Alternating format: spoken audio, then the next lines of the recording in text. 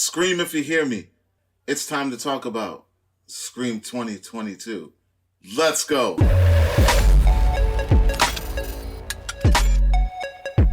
What's going on, everyone? Welcome to Klepcx FM, brought to you by CritiX.com, a place where we talk about movies, television, and pop culture. And if you're into that kind of thing, make sure you hit the subscribe key and that notification bell so you can be up to speed about everything that I talk about here. Ladies and gentlemen, it's here. It's out. Scream, the new Scream, Scream 2022.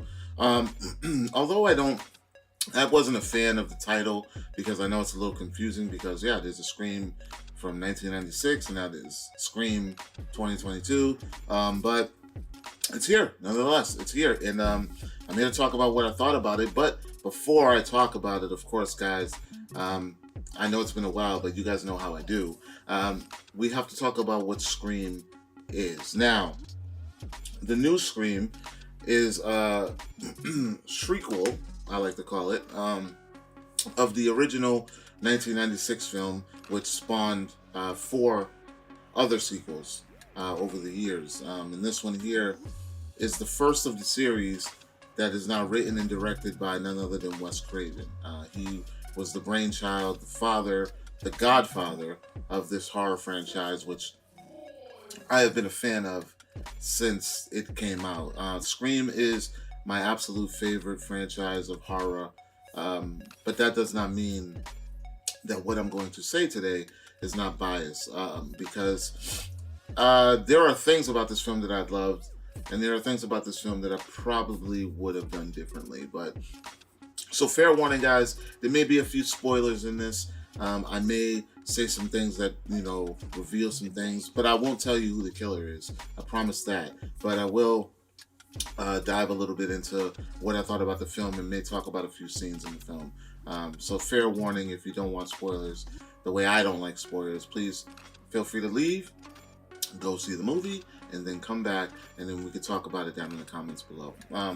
But what is Scream 2022? Scream 2022, of course, stars the legacy cast: Courtney Cox, Neve Campbell, David Arquette, and you guys might remember the deputy from, for some of you who are Scream fans who've seen Scream 4, Marley Sheldon, I think her name was Marley Sheldon.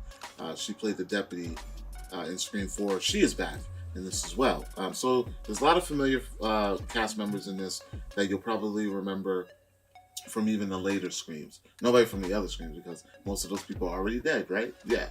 So this is directed by newcomers to the Scream franchise, Matt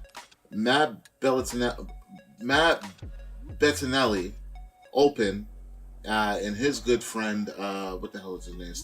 Tyler Gillette. They go by Radio Silence. That's the name of their camp, and they like to go collectively. They don't really take credit as individuals. They like to say Radio Silence, which is the name of their camp. And they brought some newcomers along with them to play characters in this film, like Jenny Ortega, who we see in the trailer a lot for obvious reasons. Anyone that knows the Scream franchise should understand what's going on with her without saying. Melissa Barrera, Melissa Barrera, who pretty much is like the star of the film. She's like the heroine, I should say, in this film. And then there's Jack Quaid, who a lot of us all know from The Boys. We all know Jack Quaid from The Boys. Dewey, I believe his name is Dewey. Yeah, that's funny because he shares the same name. There's some other new faces in there who, not that they don't deserve recognition, but they're just in the film portraying other iterations of characters you may have already seen. So, with that out of the way, let's talk about what did I think about Scream 2022, or Scream 5, we should say. I'm a huge Scream fanatic. So, me being a fan of the franchise, I thought that these gentlemen did a wonderful job at keeping it consistent with the other films. Although Wes had nothing to do with this film, it felt cohesive. It feels like a Scream movie from start to finish. But what elevated it were the kills. Not not so much in the, like, you remember before, well, any real horror buffs, we used to cheer along with, like, Jason or Freddy based on the way that they killed people. This one wasn't more of the way, but the how, in a sense that it is way more brutal than what a slasher movie these days would be like. We're talking not just one stab to the gut or a slice in the neck, but multiple bam, bam, bam, bam, bam. Like, dude, the killers were out for blood in this movie, and it was it's very entertaining. Like, it'll keep you engaged. You will keep your eyes on that screen whenever you know there's a kill about to happen. That's how elaborate these kills are when it comes to good old-fashioned slasher movie. It feels a little grown up. And let me explain what I mean by that. So when we first go into Scream 1, the first Screams, they feel like teen Scream movies. Slasher movies are normally like set in high schools. The killer is terrorizing teenagers, typically female teenagers and her friends around her. And this one feels a little grown up. Like, it doesn't feel, it feels like the time that it is. Like, it feels like, okay, we've been here before. Let's deal with this thing the way we would deal with this thing as a grown up. We're not scared anymore, but we're worried and we're cautious, and we know what's at stake, but we're not the same kids we were when we were watching it in 1996. So that I respected the way that it's very meta, and it plays on your thoughts as you're watching the film. Like, for instance, I never knew who the killer was. I had an idea who the killer was. I was so sure it was the killer, but by the time it got to the killer, they told me in my face that, yeah, the reason you thought it was a killer, such and such, like it was such a mind fuck, because it was like they're literally telling you your thoughts as you're watching the movie. Classic Scream.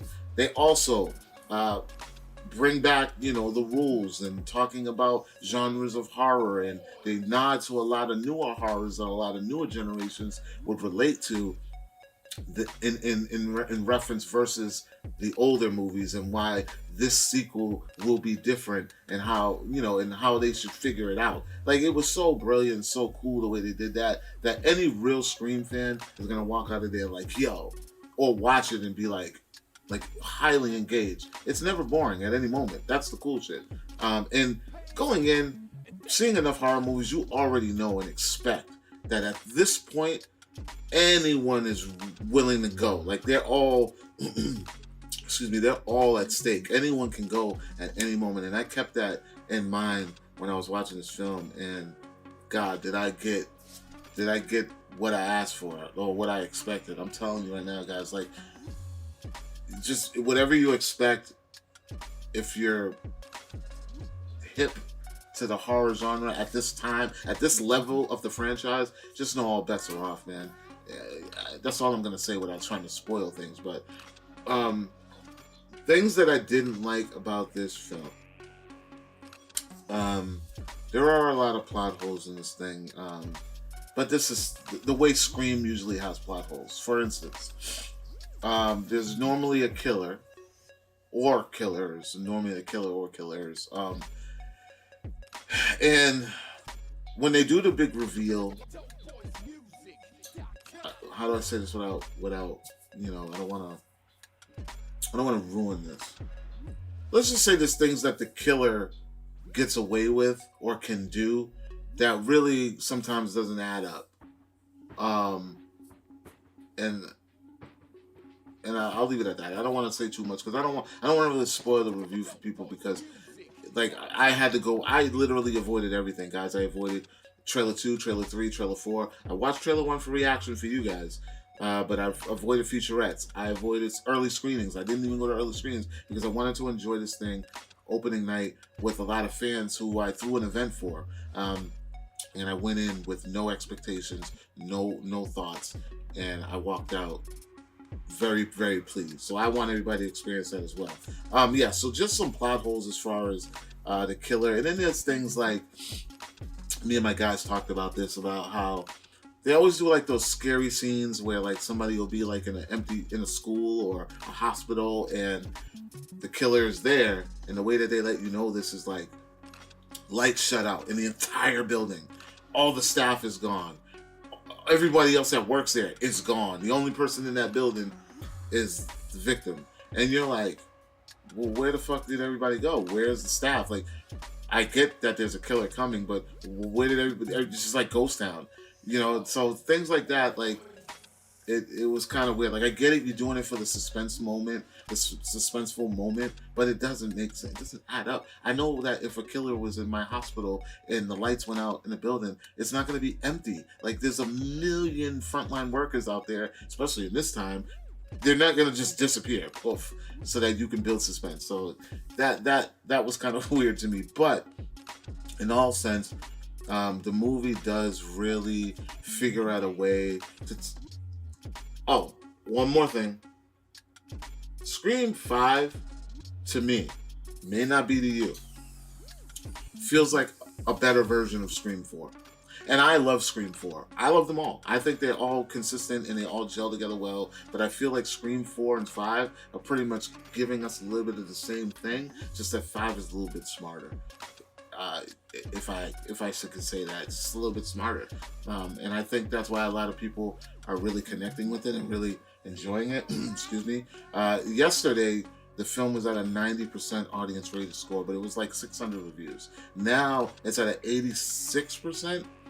With 1,000+ views, and that's still great for a horror film, I think. Most horror films and comedies, they don't really go past 60, 70, and that's considered decent. But this movie just holds a special heart, and a special place in a lot of people's hearts, including mine. So, guys, I'm gonna just recommend Scream. If you are a real horror fan and a real Scream fan, please, I beg you, go see Scream, because it will be worth the ride. I will be singing again because I love that meta talk when they start going into there's a psyche in this thing, a psychological spin on this thing, that when you start listening to them talking about the movie jargon and genres and stuff, it's just dope. It's just dope. I love it. So, guys, let me know what you thought. If you saw Scream, if you're going to see Scream, if you're excited, if you haven't had your tickets yet, or what you thought. If you saw it, tell me, please, down below. Let's talk about it. I love talking about this stuff. And like I always say, it's not about what I thought. It's about what you think. So please, guys, like, comment, share. Make sure you subscribe. And for more movie news, television news, and pop culture, check out wearecritics.com. And I will talk to you all later. Peace.